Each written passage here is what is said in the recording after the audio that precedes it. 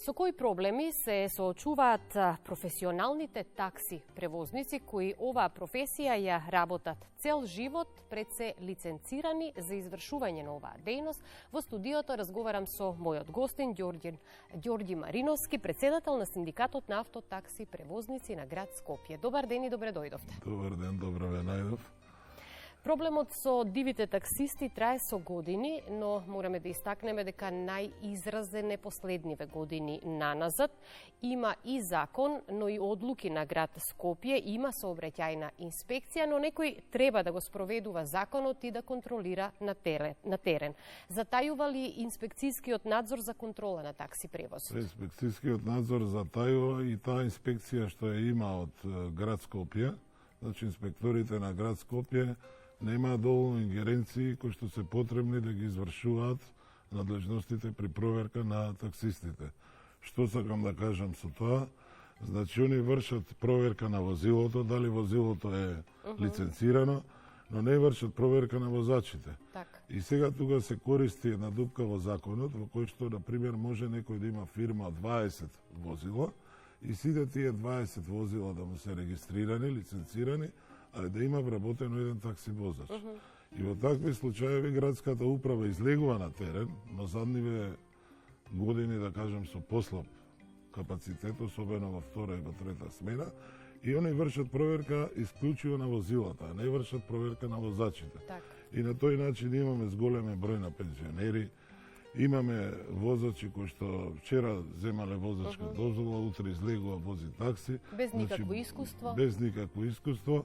Значи, сето тоа поминува, затоа што градот ни кажува ние немаме ингеренции да ги проверуваме возачите, а пак полицијата, она има ингеренции да провери дали тој што го вози возилото има лекарско уверение, кое што се вади еднаш во 3 години, и ако возилото изминало 6 месеци од техничкиот преглед, треба да извади еден вонреден технички преглед, и со тоа тие возачи се чисти, значи, пред законот, и така се злоупотребува законот и се создава една нелојална конкуренција. Но таа нелојална конкуренција не е само од овие таксисти, него имаме нелојална конкуренција на воопшто нелиценцирани такси возила, значи возила во разни бои, кои што особено втора, трета смена ги има многу во денот. Имаме места низ градот, одредени населби кај што по 10 возила стојат, значи некои стојат и без табла, некои со табла во различни бои, кои што воопшто не плаќаат давачки, стојат на места кои што се забранети и знаете што се случува, не плаќа придонеси, не плаќа ништо и сега да дојде да плати одредена казна, значи таа казна ќе застари, додека тие таксисти кои што регуларно ја работат оваа дејност, ако добијат казна, значи не може да ја избегнат, затоа што кога ќе пуштат платата ќе биде одбиена третина ако не ја платат, и значи мора да ги плаќаат и казните. Значи, споменавте дел од она што значи дека треба да се исполнат одредени услови за да се отвори такси компанија, меѓутоа проблемот е во тоа што кажавте дека при вадење на лиценцата доволно е компанијата да има неколку вработени без оглед на бројот на возилата со кои располага и без разлика колку се искусни или која возраст се такси возачите, и оттока се поставува и прашањето за безбедноста. Потоа споменавте и техничката исправност на возилата, но и квалитетот што го нудат такси превозниците за граѓаните кои што си плаќаат за услугата. Да, па видите, прво треба да се изврши измени во законот, пошто 2009 година законот беше, значи возилата, лиценците се даваа на такси возачите, а не се даваа на возилата. Так. Сега е проблемот што лиценците се даваат на возилата, а такси возачите воопшто нигде не фигурираат. Затоа ние имаме еден предлог да се изврши промена во тој закон, односно како ќе добијат возилата лиценци, така да добијат и такси возачите, или да има некоја картотека, да се има евиденција кои луѓе управуваат со тие возила, за да се избегне оваа сива економија, и мислам дека со тоа и државата ќе има секако се плюс, повлекува. затоа што ќе ги наплати придонесите, ние ќе немаме кои што легално ја работиме оваа работа, ќе имаме помала конкуренција и ќе биде буквално и порегулиран такси превозот во градот. Поради ваквата состојба која што сега ја имаме со такси превозот, многу од таксистите кои што имаат лиценца ги напуштаат такси компаниите затоа што всушност гледаат реално дека оние кои што се диви таксисти заработуваат повеќе од нив и на тој начин и без контрола се зголемува постојано бројот на диви таксисти, меѓутоа и голем проблем за граѓаните, затоа што ги има и оние што имаат жолти таблички, оние што излегле од лиценцирана компанија, сега си возат сами и наплаќаат колку сакаат, па некако и граѓаните се збунети. Па да, треба, еве, јас давам апел, значи тие кои што користат такси превоз, значи да се возат во такси компании, да повикаат такси компанија, значи да не се возат со дивите таксисти, затоа што ако се случи нешто тако во такси компанијата, таму има дисциплинска комисија, има одредени мерки, тој шофер ќе биде казнет, ќе биде исклучен, па може и истеран од таа компанија. Значи такви работи многу ретко се случуваат. Полно пати не само со пренаплата, забораваат луѓе телефони и други работи. Значи кој ќе биде во компанија кој што е со бројче ќе може да се јават, ќе може да си ги најдат стварите. Така треба лично да го бараат таксистот кој што возел. Дали ќе го најдат, дали не. Вие сте целиот ваш работен век професионален таксист. Што значи да 20 години. Така, 20 години. Што значи оваа професија за вас? Кои услови треба да се исполнуваат и на што треба пред се да внимава некој кој што ја извршува оваа професија и дава услуга за граѓаните?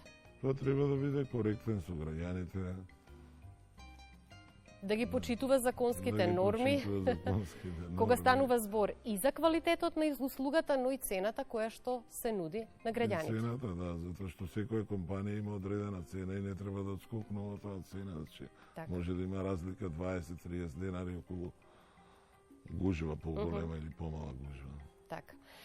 Нашата екипа денеска излезе на терен и земавме изјави, направивме една анкета токму од луѓе кои што работат како таксисти, па да слушнеме што велат тие и со какви проблеми се соочуваат на терен. Во центарот на Скопје најфреквентната такси постојка е ова овде кај хотелот Holiday Inn. Разговаравме со таксистите каква им е нивната состојба во моментов, каков беше прометот пре и по новогодишните и божичните празници. Тие велат дека сега заедно со распустот на учениците малку е намален интересот за такси возилата, но што се однесува до проблемите, велат дека најмногу ги загрижува нелојалната конкуренција и дека несредениот јавни градски сообраќај се одразува негативно и врз нивната работа, бидејќи се создаваат, сите одат со автомобили и се создаваат гужви во сообраќајот, така да можат да направат помал број, како што ги велат, на тури за да добијат повеќе промет и да се движат низ градот. Но да ги слушнеме нивните мислења. Има многу нелојална конкуренција, има многу луѓе што возат без лиценци за такси превоз и од тој аспект ние се бориме со нелојална конкуренција и работата ни намалена. Кога би ја немало таа нелојална конкуренција, мислам дека би имале повеќе работа. Години наназад тоа се зборува, секако дека и на ниво на локални власти и помеѓу вас таксистите има ли нешто придвижување и за патниците е најдобро да бидат лиценцирани? Нормално така е. Нормално е. Ние значи сме со лиценци регуларни таксисти, али напротив градот не презема ништо за нелојалната конкуренција. Прво ние имаме различни сваќања за диви таксисти. Кој е див, кој е питом. Ние како што сме легални со лиценци и во здруженија, ги рачунаме другачија тие што се самостални, кои што нема никој контрола врз нив и сите тие работи. Како сме задоволни? Па не сме задоволни затоа што има многу што се буквално без никакви документи. Значи си возат и со обични коли, без само такси ке ставиат згоре и толку. Нерегулиран, не среден јавен превоз на никого не одговара? Па на никого, да. Да. Дори ни на нас не ни одговара. Па не знам, ние имаме работа, нашава компанија доволно работи. Немаме дури возачи.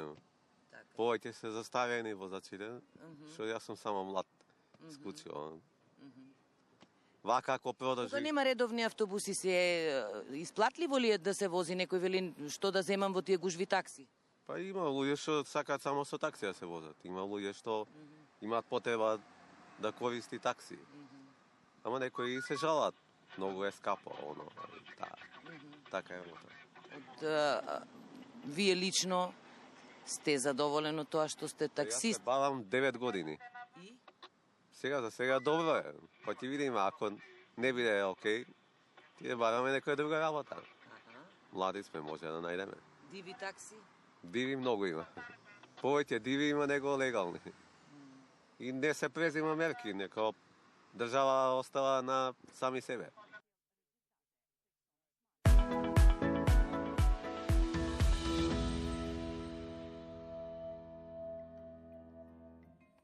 Кога сте лиценциран таксист, тогаш вие имате одговорност, имате обврски, но и давачки кон државата. Одговорност кон граѓаните кои ја користат вашата услуга, но и давачки кон државата. Но од тука мораме да кажеме дека сите тие обврски и давачки доаѓаат и плюс кога ја работите оваа дејност, затоа што многу пати сте соочени со вонредни технички прегледи на кои што ве упатуваат сообраќајните полицајци, а од друга страна пак се и многу високи казните доколку направите некаков прекршок возејќи низ градот или некаде на отворено по патиштата. Ние имаме законска обврска, значи во годината еднаш кога се регистрираат возилата, треба измеѓу на 6 месеци уште еднаш да се направи вонреден технички преглед, затоа што при сопирање од полиција, ако го немаме тој, казната, не знам, некаде околу 300 евра или. Но имаме друг проблем со кој што се соочуваме, да полно пати полицијата собере по 40 и по 50 возила и ги носи на вонреден технички преглед, иако ги имаме овие прегледи кои што ги правиме. И ние не се буниме против тоа, во ред е да има, да се провери дали возилата се исправни, него казните кои што ако случајно некое возило нема некоја расипана сијаличка или спона, а знаејќи какви се патиштата низ градот, може денес да ја правите колата, утре да се расипе, се ригорозни. Значи казната некаде е околу 800 евра, мислам дека е на фирма, и 400 евра на физичко лице. И така да тоа се 3 плати на таксистот кои што треба да ги заработи, и мислам дека тоа се големи казни. И затоа дадовме еден предлог до МВР, тоа беше уште пред 3 години, со кое што прифаќаме, значи да се вршат такви технички прегледи, но ако се утврди дека возилото има одредена аномалија, да го отклони дефектот во рок од 3 дена и да го плати техничкиот преглед. Затоа што голем дел од таксистите, дури поради тие вонредни технички прегледи, одат работат втора и трета смена повеќе него прва, се плашат да не бидат пратени на техничките прегледи, се случува од Сабајле да нема доволно таксисти, а втора и трета смена да има повеќе таксисти, само од опасноста да не бидат пратени на тие прегледи. За сега не добивме одговор од МВР и не знам што планираат со тоа да се направи. Додуша задниве неколку месеци немаме однесено возила, но тоа порано беше често во пракса да се практикува. И најчесто се вели кога сакате да користите такси превоз, брзате некаде и сакате да стигнете што е можно побрзо на саканата дестинација, па од тука и проблем за такси возачите, затоа што граѓаните ве притискаат, а вие морате да ги почитувате правилата и прописите во сообраќајот, да не направите грешка и да не дај Боже да не бидете казнети. Како реагирате во такви ситуации? Па негогаш правиме мали прекршоци. Некогаш мора да ги почитуваме законите. Таму кај што има забрана обично, таму ги почитуваме, не смееме да ги прекорачуваме. Морате многу да внимавате и каде застанувате, а од тука ќе се надоврзам дека се помал број е и просторот на такси станици, односно паркинзи за такси возила, каде што можете да застанете и понатаму нели да превземете патници кои што сакаат ваша услуга. Да, порано во градот имаше многу такси стојалишта, но како градот се урбанизира, значи сите ќошиња се затвараат, дали со згради, дали со објекти. Имавме, ке нагласам, неколку станици, порано имавме Златна ружа станица, Пелагонија, Ловец, кои што сега воопшто не постојат. Ловец прима некои 10 возила. Еве, не се знае со Холидин што ќе биде, со дрво декор, со тие станици. Значи, многу станици се затворени, а нови не произлегуваат, и едноставно таксистите стојат, некоја се приморани да застанат по паркинзи кај што е забрането и доаѓа да добијат и казна и сето тоа. А и тие такси станици кои што постојат, значи нема санитарен чвор, нема направени одредени услови, клупи за таксистите. Така. А од друга страна, сите сме обврзани да плаќаме комунална такса према градот. Мислам дека е нефер, дека градот треба да преземе нешто, да се направат повеќе такви такси станици и да бидат обезбедени со секакви услови. Сега кога говориме за стандардите кои што треба да ги исполнуваат возилата, претходно споменавме дека во земјава 80% и над 80% од граѓаните возат увезени возила стари најмалку 10 години. Голем дел од тие возила се користат нели и за такси превоз. Меѓутоа, имавте барање од Министерството за транспорт и врски или што би значало предлог за воведување на Евро 5 стандард. Што би значало тоа за вас? Па тоа би значило за нас затоа што голем дел од таксистите, бар овде што се во синдикатот кај нас, не може да го не го прифаќаат тоа барање, затоа што во моментот како што стои со нелојална конкуренција и сите други работи, значи таксистите не може да заработат некој голем прилив на пари да може да ги обноват возилата. Ја мислам дека кога би се средила таа нелојална конкуренција, значи кога би имало фер, тогаш може би за 2-3 години би можело да се разговара и да се изврши промена на возилата, а има уште еден проблем што тие, например, кои што не се ДДВ врзници, а тоа се обично трговци поединци кои што се по еден по двајца на фирма, не остваруваат 3 милиони денари годишен прилив, немаат право на поврат на ДДВ-то при увоз на возилата. За некои кои што се ДДВ врзници постои, а за другите не постои. Мислам дека треба и тоа да се регулира, да се намали нелојалната конкуренција, па потоа да се зборува за промена на возила. Така.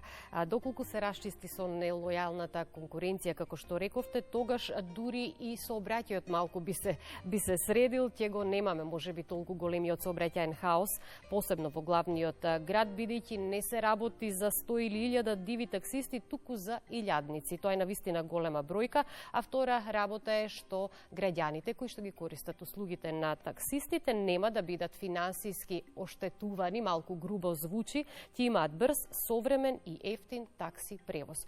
Која ќе биде вашата порака до граѓаните кои што се корисници на вашите услуги, но и до вашите колеги кои што вршат такси превоз, но и до институциите кои што треба да ви ја дадат поддршката? Па до граѓаните би кажал да секогаш се нарачуваат такси по телефон, значи да ги користат фирмите, затоа што да дојде до некаква пренаплата и тоа е минимална, може да се пожалат. Таксистот кој што ги возел ќе биде сигурно санкциониран за такво нешто.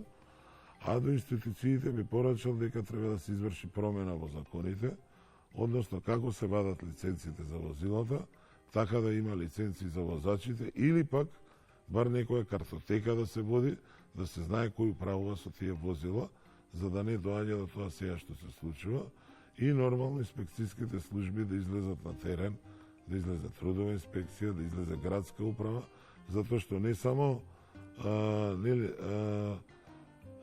имаме и необележани возила кои што и тие се премногу. Да не ги нагласувам на 15 места во градот, каде што стојат, буквално во различни бои, кои што воопшто немаат ниту еден документ за вршење. И секако пораката до вашите колеги сигурно ќе биде да бидат професионалци во вистинска смисла на зборот, грижејќи се за безбедноста на патниците и за својата безбедност пред се. Нормално, да. Ви благодарам многу за гостувањето, ми беше задоволство. Благодарам ви вас за поканата.